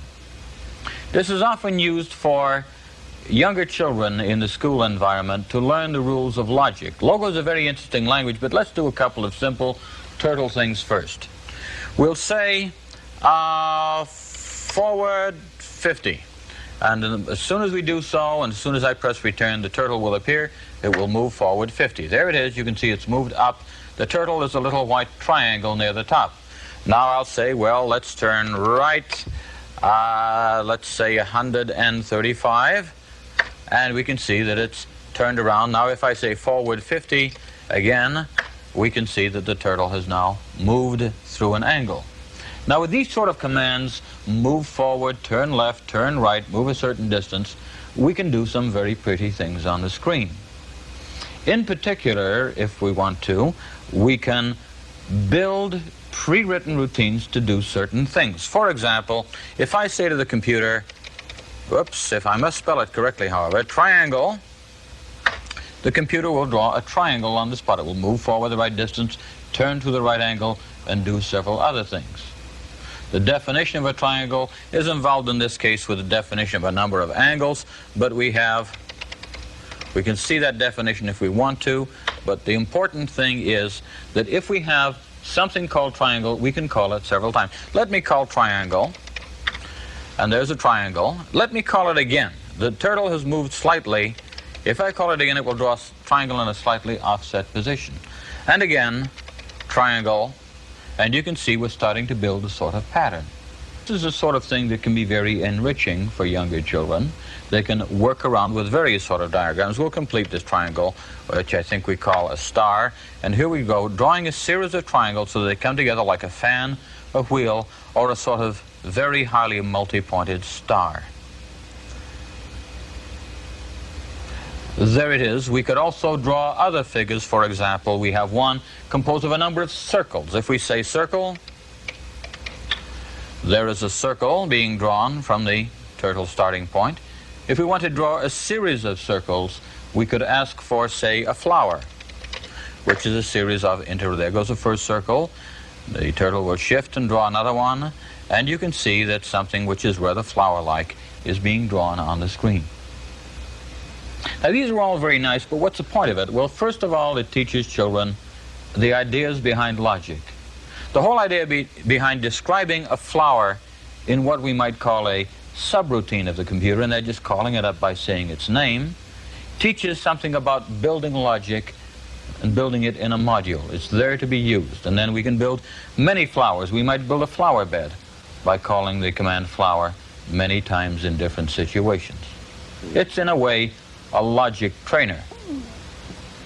There are other Turtle programs, such as, for example, the Turtle graphics package turned out by HES. Logo is particularly an interesting language in that it's based on a much older language called Lisp. Lisp stands for List Processing Language, and it's a language of how things interrelate. Lisp is traditionally the language of artificial intelligence. That's a whole story in itself. But what we really have here is a very sound language with some very interesting trimmings on it, mostly used in education. Let's just talk for a moment about some of the other languages that you can get for the Commodore 64. We can get some through CP/M, as we mentioned before, and there are also languages such as Pascal, which is a very formalized computer language, Pilot, which is an authoring language for educators, as we've mentioned before. We've talked about Logo. There's a new language from Denmark called Comal, which combines the ease of BASIC with the power of a language like Pascal. And there are many, many others. Why would you pick another language beside BASIC? Largely because you have a certain job to do, and other languages are better suited for the job that you're after. For most of us beginners, the thing that we need to know is that BASIC comes with it. BASIC's probably a good way to start. There's always that powerful thing called machine language on the inside. But finally, if you find that BASIC, for some reason, doesn't measure up to a certain job you have, there are other languages available. You can take BASIC out, you can plug the new languages in.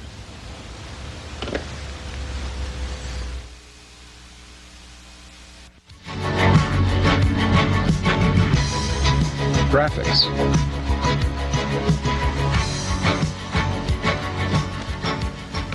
Graphics is a very interesting characteristic of the Commodore 64. You've seen some of the fine graphics that can be done with games. What I'd like to talk about now is the techniques that are used to make graphics happen. Mostly they're used in programs. You won't need to do that unless you try your hand at programming. But it's interesting to know how some of these things are accomplished, and some of them are easier than you think. Let's talk about the first kind of graphic, and that is you can draw pictures using ordinary characters, letters of the alphabet, numbers, and all of the special symbols that we find on the front keys there. I'd like to show a simple example of that. Here, if I press a key, I can cause a face to be drawn. That face is 2 letter O's, a letter V, and an equal sign.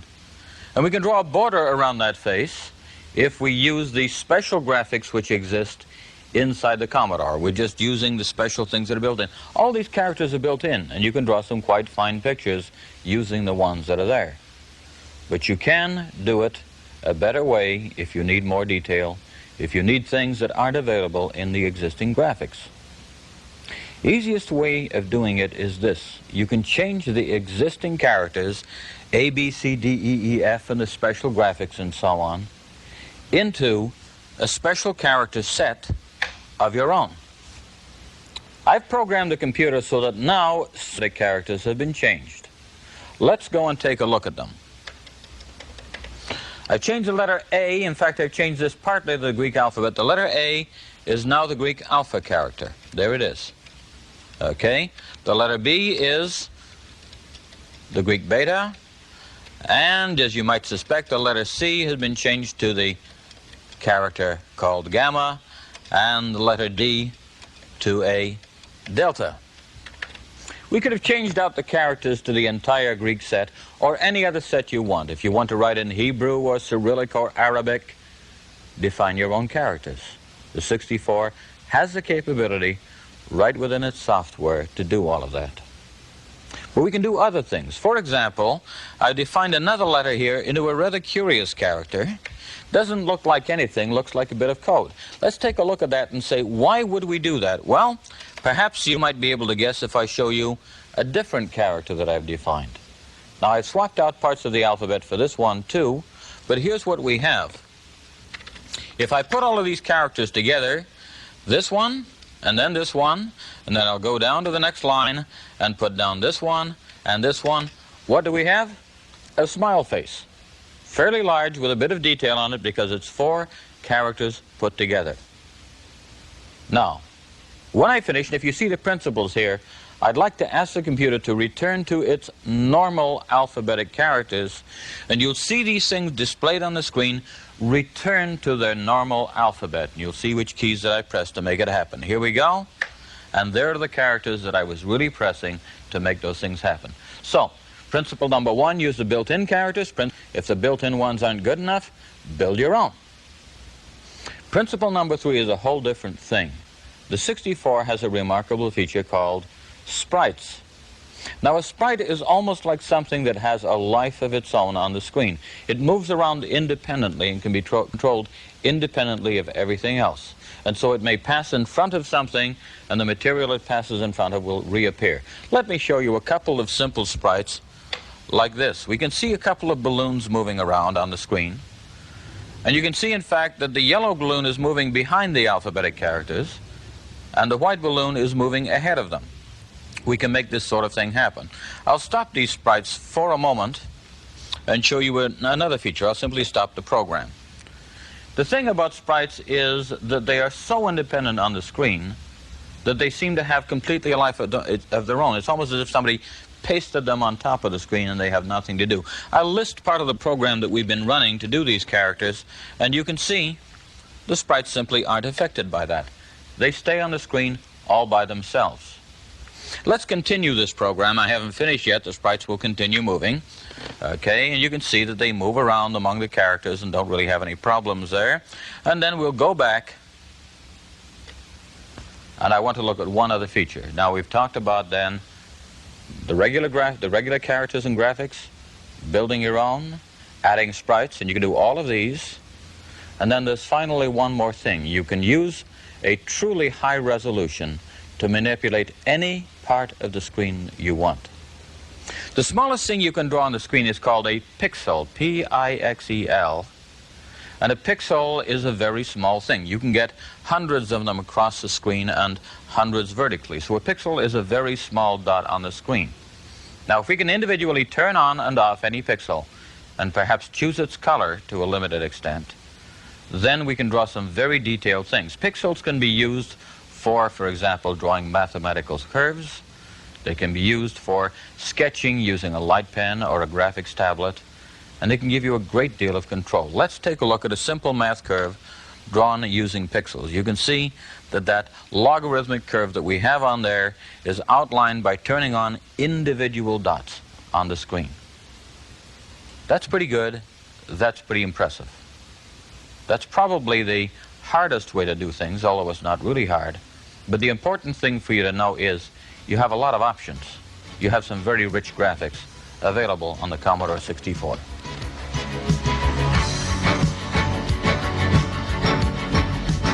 Commodore 64 working for you.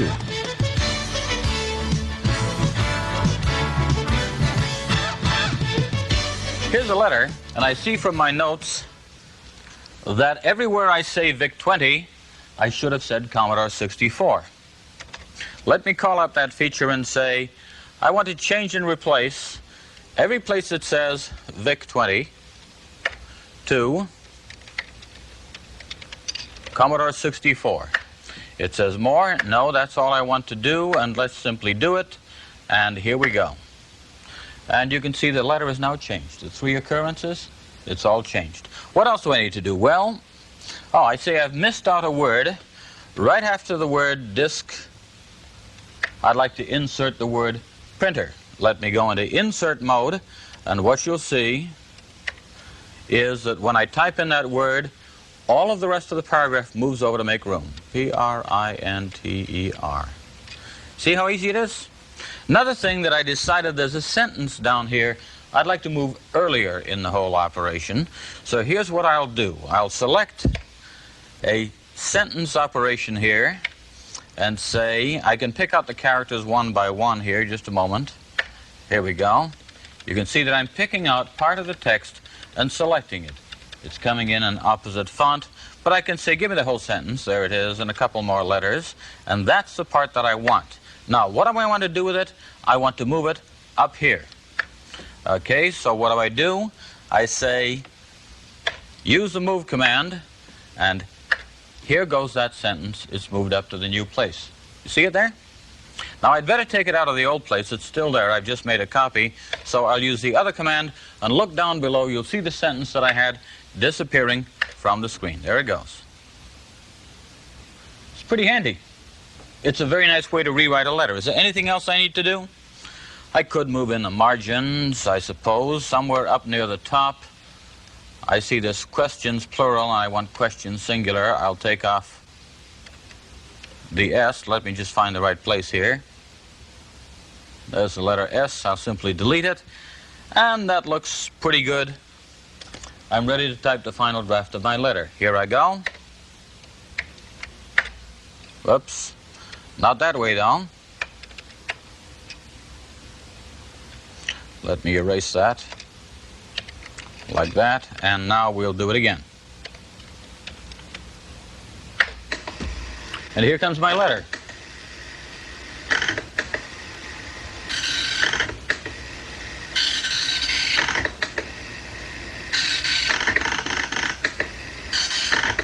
I'll stop the letter now because we don't want to see the whole thing print, but let's talk about some of them. I've used a word processor. The document that I composed is saved onto disk. I can bring it back into the computer's memory, change it, change around complete words and phrases, substitute one word for the other. Mr. Smith could become Mr. Jones, for example. I can compose the letter and I can make it very, very good. And when I'm finished, it'll come out word perfectly. This is called word processing, and even now we're only showing a little bit of its potential. The particular one that I'm showing here is called paperclip, but there are many, many word processors that you can get commercially. It's up to you to choose the one that has the style that you want. For example, we have here many of them. There's Hesswriter 64, EasyScript, Quick Brown Fox, and there are others that I still don't have here, for example, such as WordPro and many others. There's quite a range of prices, quite a range of features. What you have to do is to choose the one you want. Commodore 64 Music.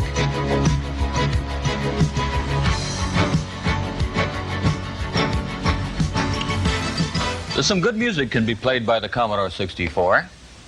It has a built-in chip which is called a Sound Interface Device, the SID.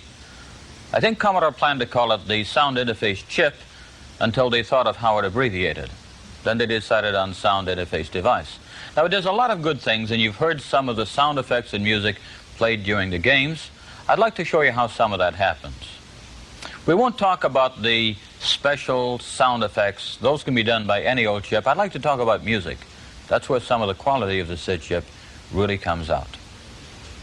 The first thing that we should talk about in music to understand the waveforms, to understand how it works, is waveforms. That's the basic sound that any instrument produces. It might be mellow, it might be sharp, it might be thin, it might be brassy, but every instrument has a certain waveform. Now, I've set up the computer so that it will play the next few notes rather like an organ. That is, when I hold down a key, it will play the note. When I let go, it will stop immediately. And so what we're going to do is concentrate on the waveforms we can hear. The first waveform I have here is a triangular waveform. That's soft and mellow. It's the sort of sound you might hear from a flute. Let's listen to the triangular waveform and hear its mellow sound. Pretty good. Pretty soft, right? Not all instruments sound that mellow, however. Sometimes we want a little edge on them. Sometimes we'd like to have a bit more harmonics, as musicians call it. In that case, we might choose another waveform called a sawtooth waveform. Now, a sawtooth waveform, as you might suggest from the name, has a bit of an edge on the sound. It's much sharper, and in some ways, it's much richer. Let's listen to a sawtooth. Sounds quite different, doesn't it? And yet that really isn't the whole combination of waveforms that we can use for instruments. There are several others in there too. Sometimes instruments have a rather thin and perhaps reedy sound to them. That's called a pulse waveform. There's more than one kind of pulse waveform. I'll play the thin one first. We'll call that a pulse wave, and you'll hear what it sounds like. It's a little thin, it's a little sharp. Listen. Okay, no mistaking that, and yet sometimes we want it. Finally, the last kind of pulse wave is a particular type called a square wave. That sounds rather rich, a bit brassy. It sounds a little bit like the sawtooth, but not quite the same. Let's listen to a square wave waveform.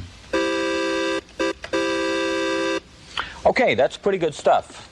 Now, we've listened to the basic waveform, except for noise, which is used for drums and gunshots and things like that. But now let's talk about something else. Apart from the basic kind of thing that the instrument sounds like, its basic waveform, there are other things that give the instrument its characteristic sound. And that's how quickly the sound starts and how the sound stops.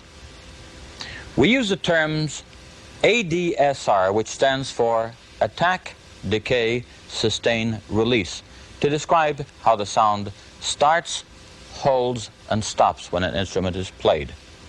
In fact, we call this the waveform's envelope, but we don't have to use this term.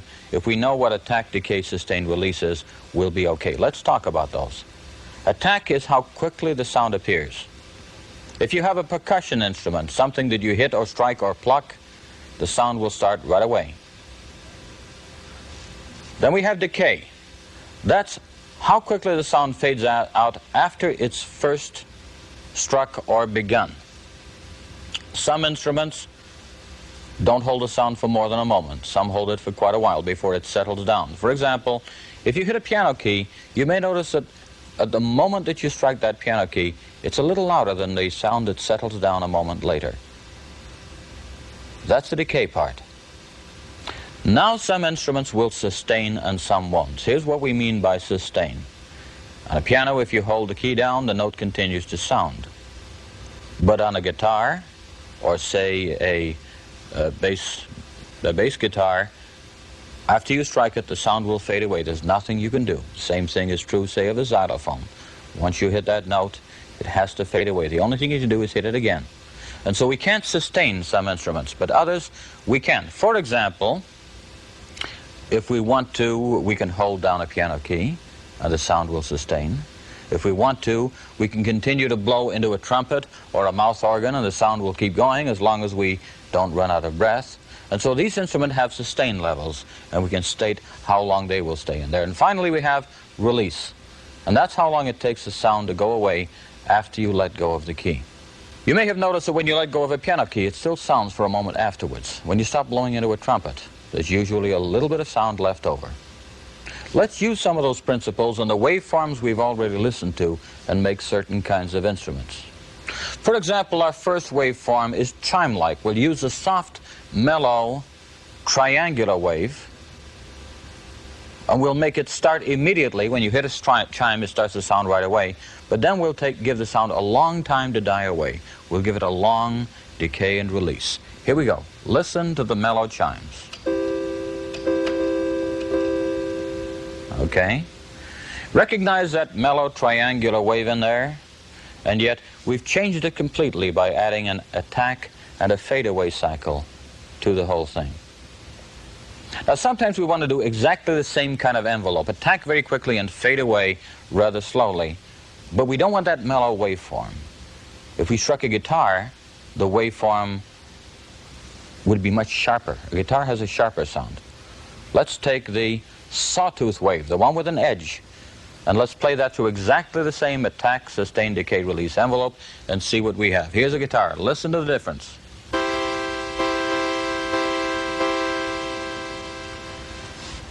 Now that sounds pretty good. Perhaps sometimes on some struck instrument we don't want to hold it quite as long as we've shown here. For example, a banjo. The sound doesn't hold as it does in a guitar. It fades away rather quickly. And so perhaps we could once again change to the rather thinner sound that a banjo would give us, and say, and let's have a fairly fast release, a fairly fast decay on this one. Let's listen to how the sound would change. We're going to the pulse waveform and listening to a fairly fast attack and a fairly fast decay and release. Here we go. Once again, it's different. The envelope makes quite a difference. Finally, all of the things we've talked about so far have been fast attack, instruments that we strike, percussive things, things that start to sound right away. Other instruments take time for the sound to build up. For example, a trumpet, a mouth organ, or even when we're bowing a violin, it takes time for the vibrations to reach full strength. On those, we want a slower attack, and perhaps a medium sort of sustain to hold the level as long as we want to. Let's listen to the difference. I've set up a square wave for the bold, brassy sound of a trumpet, and I've set a moderately slow attack. Listen to how the sound comes in, and a moderately fast decay. Listen to it fade away. Here's a trumpet. Do you hear the difference?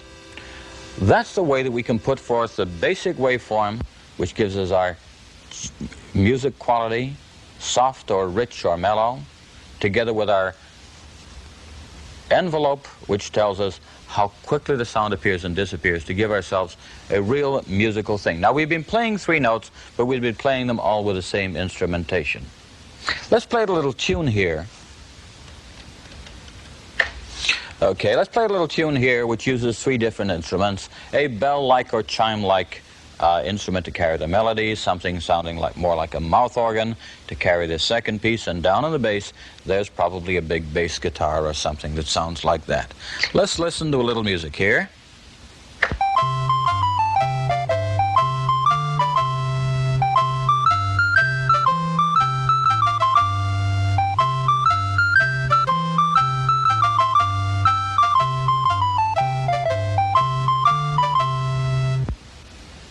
I've been asked by the television taping staff not to dance along with the music, so I think I'll have to sit this one out. Computer games and simulations.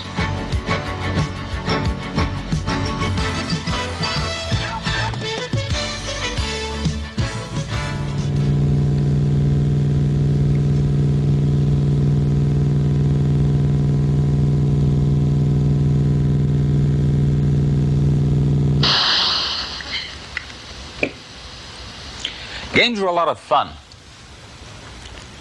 Sometimes I think the word game is stuck on almost everything that isn't serious.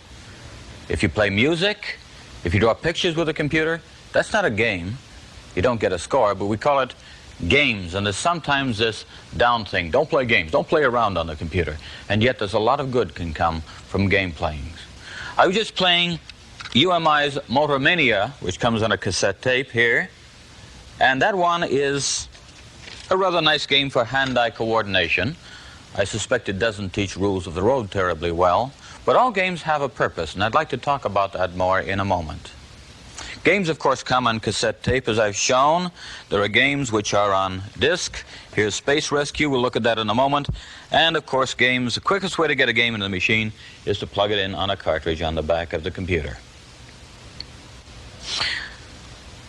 Let's take a look at some more games. They show off the computer very, very well, and it's often the best way to assess a computer's graphics and sound features.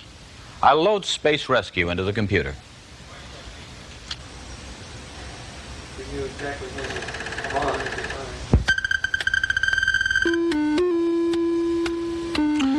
So Space Rescue is sometimes called Benji. You can see the little dog in here, which is going to help you on your voyage of discovery. Now, the rather interesting thing about this game is it has a high educational content. It also has a lot of rules. You'll need the little book to go with it if you want to do it. Let's go and take a look at the objective of the game by indicating in our joystick what we want to see. Space Rescue. We'll pick a rank for Benji. We'll make that fairly low for an easy game.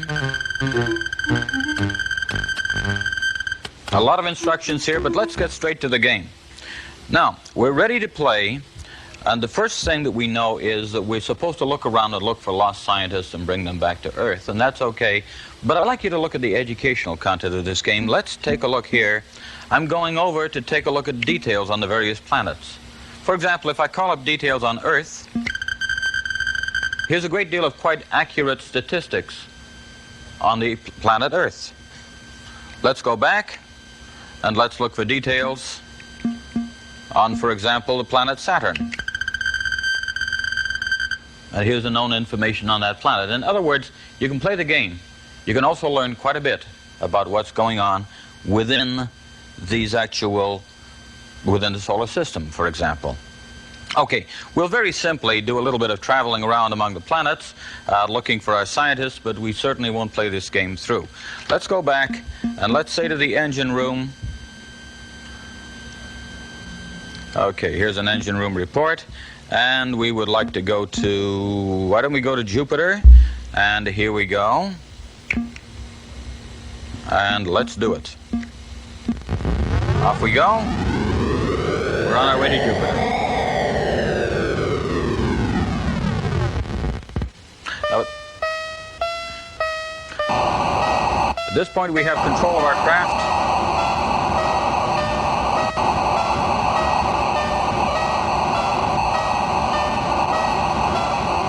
Down we go to the surface looking for our scientists.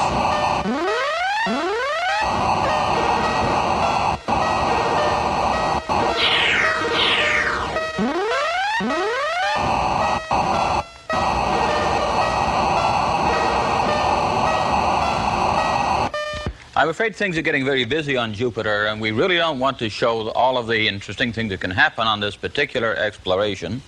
What I'd like to point out, however, is that much of this kind of game and many other games are based on a good deal of useful information. You play the game, and whether you know it or not, you're learning a great deal more about the world around you. Now, beyond games, there's a closely related kind of program which is called a simulation, which actually attempts to imitate something, perhaps a solar system, perhaps a microcomputer chip, and those can be very useful in education and for other things. I'd like to turn to another program, and I'd like to show you the COCO program, which simulates the inside of a microprocessor. Let's take the COCO program, also by HES, and let's put it into our computer. I'd like to show you some of the parts here. Once again, an instruction book. We're simulating a large fictional computer. This is an interesting thing. This plugs into the joystick part.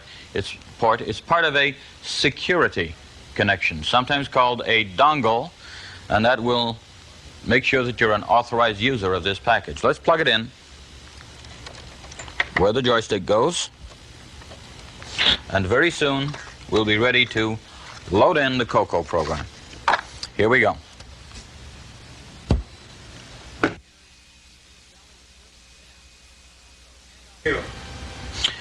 COCO is a program which simulates the internal workings of a microprocessor.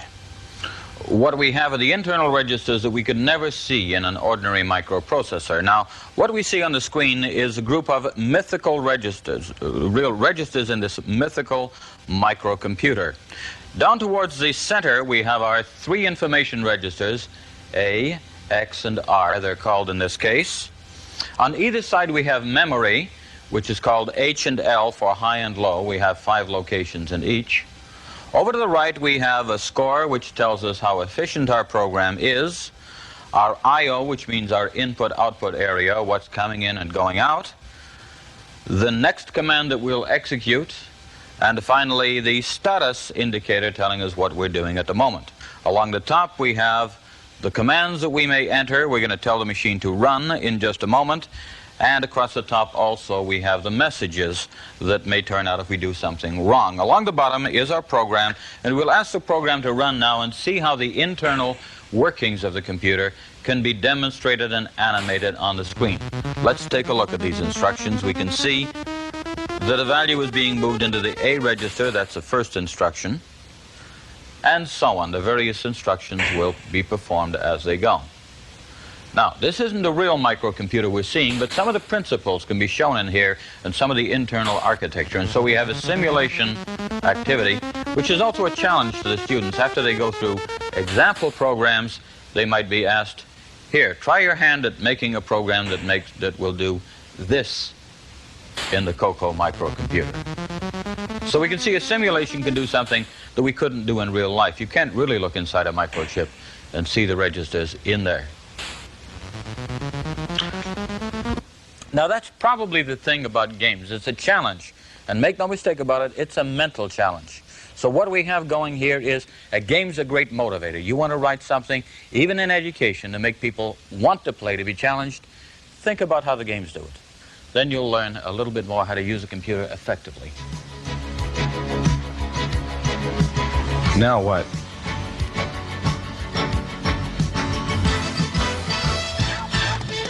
We've had a chance to see some of the things you can do with a Commodore 64.